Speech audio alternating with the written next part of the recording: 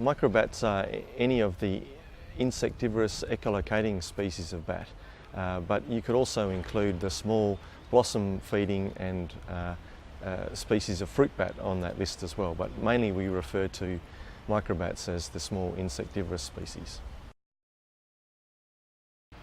Microbats are important for, I guess, two reasons, or two main reasons. The first is that they consume an incredible number of insects every night and keep insect numbers down. But we can also think about microbats as unique parts of Australia's natural history. They belong to all Australians and they're part of our unique Australian fauna.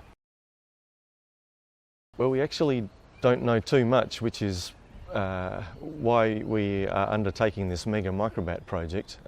There's still a lot we don't know about the distribution of South Australian bats and the association with the different habitats, especially in the Murray-Darling Basin. Our most recent extinction in Australia of a mammal was a bat, which was on Christmas Island, and we didn't know very much about that. So there was actually a flurry of research done just before the animal unfortunately went extinct.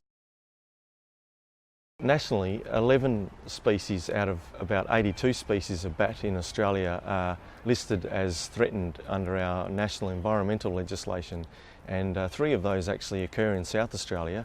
The southeast long-eared bat is found in the Murray-Darling Basin in South Australia, and occasionally also we have records of the southern bent-wing bat and the grey-headed flying fox.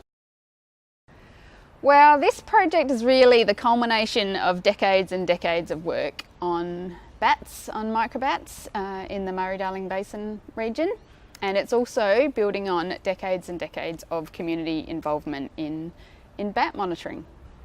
So it was a really nice opportunity to kind of bring all that together to make a really good citizen science project where the community can be involved, but we're actually collecting some really good scientific data that can be used to then answer natural resource management and scientific questions. So we have a range of partners that we've brought together to make it this successful citizen science project. We have the community engagement experience, which is using our land care organisations, and we have the University of South Australia Discovery Circle doing the social evaluations, and of course we have our scientific experts from the South Australian Museum and Adelaide University. From a scientific perspective, we need to know more about the distribution of bats and the long-term trends in their population status, and this will help us inform state and national level conservation assessments.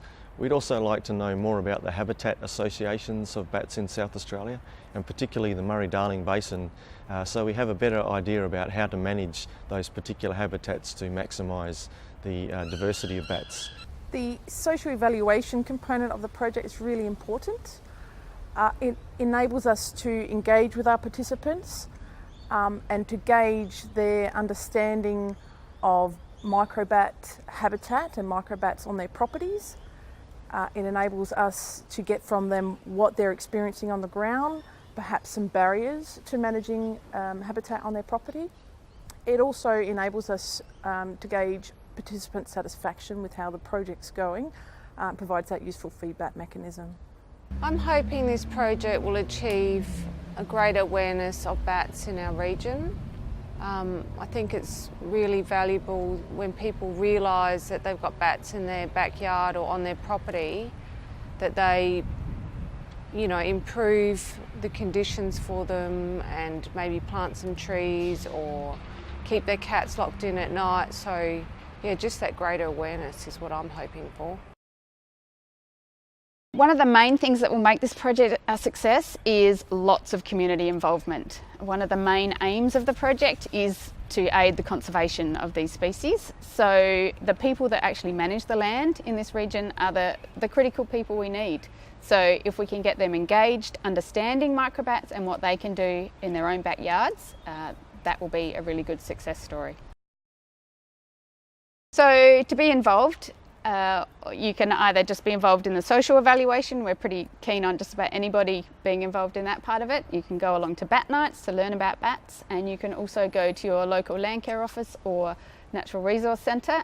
The community can get involved by borrowing anabat detectors, which is equipment that they can easily set up on their properties to find out what bat species they have, and they can be borrowed from local action planning groups in the region or land care groups in the SAMDB.